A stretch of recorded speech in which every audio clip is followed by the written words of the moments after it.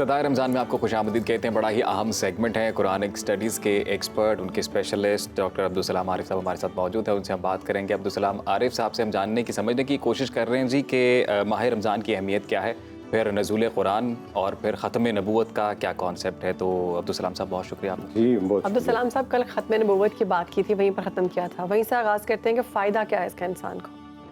جی کل ہم بات کر رہے تھے بسم اللہ الرحمن الرحیم اللہم صلی علی سیدنا محمد وعلی آلہ وصحبہ وبارک وسلم.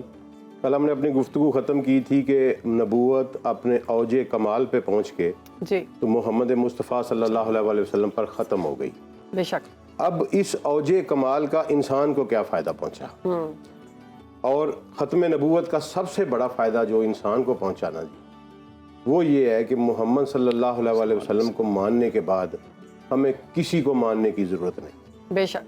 ہمارے گلے سے غلامی کے تمام پٹے اتر گئے. واہ واہ. یہ ختم نبوت کی سب سے بڑی خوبصورتی ہے کہ جب میں نے محمد مصطفیٰ صلی اللہ علیہ وسلم کو مان لیا, پھر مجھے کسی پیر فقیر امام کسی کی ضرورت نہیں ہے. جو چیز جو ان کے تابع ہوگا ہم اس کو مانیں گے. بے شک. ہم اس کی پاؤں دھونے کے بھی تیار ہیں جو میرے رسول کے تابع ہوگا. بے شک. لیکن جو میرے رسول سے اگینسٹ ہوگا, تابع نہیں ہوگا, وہ چاہے جو مرضی ہو, وہ ہوا پہ اڑے, وہ چاہے پانی پہ چلے, ہم اٹھا کے باہر پھینک دیں گے. بے شک. یہ سب سے بڑا انعام ہے رسول اللہ صلی اللہ علیہ وسلم کی نبوت کا کہ انسان کو ہر کسی کی غلامی سے آزاد کر دیا. کہ آج کے بعد انسان کو کسی کی غلامی کی ضرورت نہیں. اس نے اللہ کی غلامی کر لی, اس کے بندے محمد صلی اللہ علیہ وسلم کو خاتم النبوت میں مان لیا, وہ اس مقصد میں پورا ہو گیا. سبحان اللہ. دوسرا یہ فائدہ ہے کہ کوئی بندہ یہ دعویٰ نہیں کر سکتا, ٹھیک ہے جی, کہ کسی بھی حیثیت سے. ٹھیک. مولا علی علیہ السلام جب نبی صلی اللہ علیہ وسلم کی روح مبارک پرواز کر گئی تو جسد مبارک پر آئے, بوسہ دیا اور کہا یا رسول اللہ آپ کی موت دوسرے انبیاء کی موت سے مختلف ہے. ہائے. آج آپ کی موت کے بعد آسمان کا زمین سے رابطہ ختم ہو گیا, فنش. نبی صلی اللہ علیہ وسلم کے بعد کوئی بندہ کسی بھی حیثیت میں کوئی الہام کسی چیز کا دعویٰ نہیں کر سکتا. بے شک. جتنا کوئی کرے گا وہ بکواس اور ڈرامے بازی ہو. یہ جو قادیانی دجال نے کیا جی کو ذلی نبی, بزوری نبی, جی. امتی نبی, یہ ساری بکواس ہے. اگر ابو بکر, عمر, عثمان, علی, طلحہ یہ لوگ امتی نبی نہیں تو مرزا کہاں سے امتی نبی ہو گیا؟ امتی نبی, کوئی نبی نبوت کا کوئی دعویٰ کر ہی نہیں سکتا. یہ اس پہ میں تھوڑا سا ٹائم اس لیے لیا ہے کہ یہ بڑا باریک نکتہ ہے اور ہمارے نوجوانوں کو سمجھانے والی بات ہے. دیکھیں آپ اب جب زندگی گزارتے ہیں نا تو آپ کو اپنی پرائرٹیز اینڈ آئیڈیلز میں کچھ چیزوں پر سٹبن ہونا پڑتا ہے. Not all. آپ کو ہر جگہ اعتدال میں رہنا چاہیے. بالکل. یہ درس ہے ہمارے رسول کا. واہ. سٹبن نہیں ہونا چاہیے, لیکن کچھ ایسے آپ کے پیرامیٹرز ہوتے ہیں جن پہ آپ نے سٹبن ہونا ہوتا ہے, ادروائز وہ کام خراب ہو جاتا ہے. ایک مسلمان کے لیے 3 پیرامیٹرز ہیں جس پہ ہم سٹبن ہمیں ہونا چاہیے, اور ہماری پوری نوجوان نسل کو یہ سبق یاد کر لینا چاہیے. بالکل.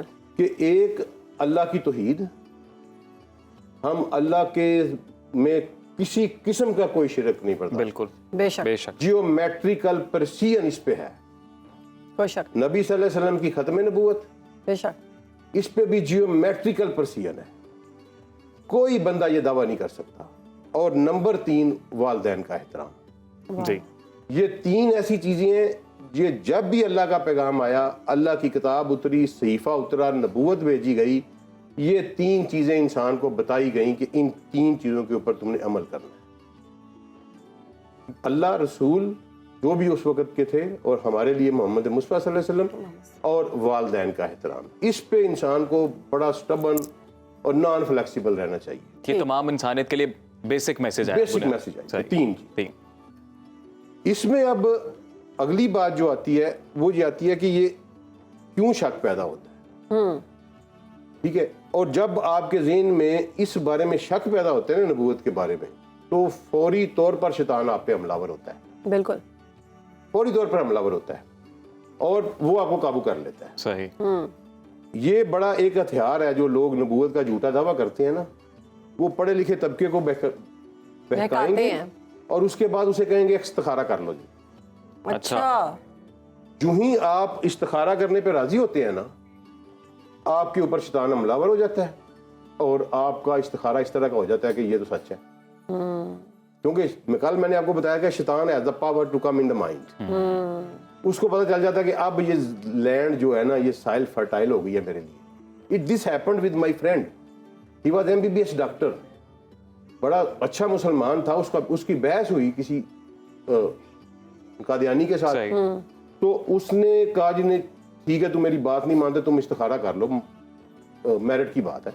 अच्छा, उसने कहा मैं इस्तिखारा कर लेता हूँ। अब उसको इस्तिखारा जो है वो कोई और आ गया, उसको ख्वाब आ गया कि अच्छा ख्वाब आ गया उसको। इस्तिखारा यही होता है ना जी। अल्लाह। और भी कई तरीके होते हैं इस्तिखारे के। बल जो उसने सही वो उसने पहले मेरे से नहीं वो रब्ता ये हुआ, तो वो बड़ी परेशानी में मेरे पास आया, फैसलाबाद में थे हम। उसने मुझे कहा कि यार ये, मैंने कहा यार तूने किया क्या है? तूने जो ही ये माना कि हो सकता है, कि तू ऐसा हो सकता है, तू काफिर हो गया। इमाम अबू हनीफा ने फतवा दिया हुआ है इसके ऊपर कि खत्म नबूवत के मुनकर से दलील मांगने वाला भी काफिर है। अल्लाह। कि उसने दलील मांग के शक का इजहार किया। शक की गुंजाइश ही नहीं इस मामले में। Sir it is geometrical precision है इसमें। एक कहते हैं ना नैनो इशारिया जो भी कुछ उसकी भी गुंजाइश नहीं है। और कुरान में भी है कि आज दिन तुम पर मुकम्मल कर दिया गया, वही वो कमाल दे दिया गया ना। तो इसके ऊपर हमारी नौजवान नस्ल के लिए ये खसूसी पैगाम है कि इस पे हम स्टबन रहेंगे। इसके अलावा हम सारी जिंदगी में जितने भी एस्पेक्ट हैं हम एतदाल में गुजारेंगे। हम फ्लेक्सिबल में रहेंगे, उनमें रिसर्च कर सकते हैं। ठीक है। इन 3 पॉइंट, आपके वालिदैन के साथ कोई गुस्ताखी करे, आपका कोई हक नहीं बनता उसके साथ कोई रिलेशन रखने, कोई बंदा भी हो। वालिदैन इवन मुशरक हो, आप उनकी इस हवाले से, शिरक के हवाले से बात ना माने, फिर भी आपको हक नहीं कि आप उनसे बदतमीजी करें।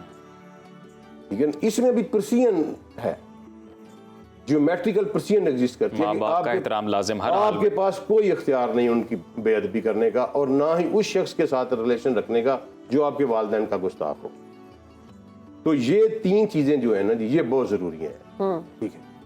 आगे दूसरी चीज जो थी हमने की थी कि ये कुरान जो है वो किस तरह से सबसे बड़ा वाकया है रमजान का। अब उसमें 2-4 चीजें आज मैं बताता हूँ आपको जल्दी से, कि जब कुरान नाज़िल हुआ तो उससे पहले एक साइंटिफिक नजरिया था टॉलमी का। ठीक है जी। टॉलमी का नजरिया ये था कि जमीन खड़ी है और सारी चीजें उसके गिर्द घूम रही हैं। सही। उसके बाद साइंस ने तरक्की की और 15वीं सदी में आ गया कोपरनिकस। उसने कहा नहीं सूरज खड़ा है और जमीन उसके गिर्द घूम रही है। उसके बाद ये 90s में 20वीं सदी में आके हमने हबल ऊपर भेजा, तो हबल ने कहा कि ये सारी चीजें घूम रही हैं अपने अपने मदार में। ठीक है जी। अब कुरान ने क्या कहा, 7वीं सदी में कुरान इनके दरमियान में आ गया। 7वीं सदी में कुरान ने कहा कि कुछ भी नहीं खड़ा, सारा ही घूम रहा है।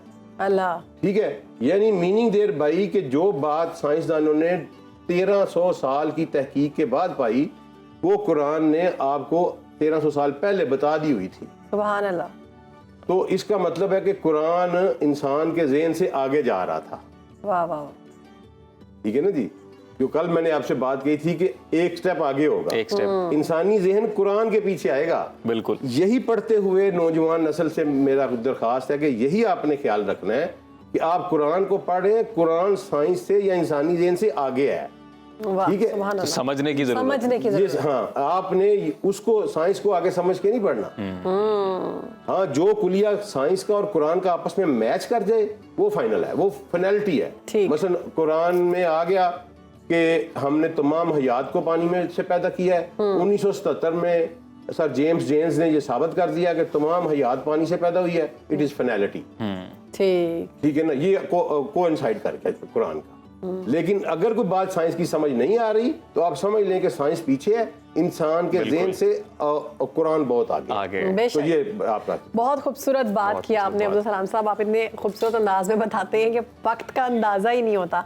तो आज का हमारा वक्त जो है ख़त्म हुआ। इंशाल्लाह कल फिर आपसे इसी मौजू पर आगे बात करेंगे। और अभी एक ब्रेक ले रहे हैं, ब्रेक के बाद वापस आते हैं।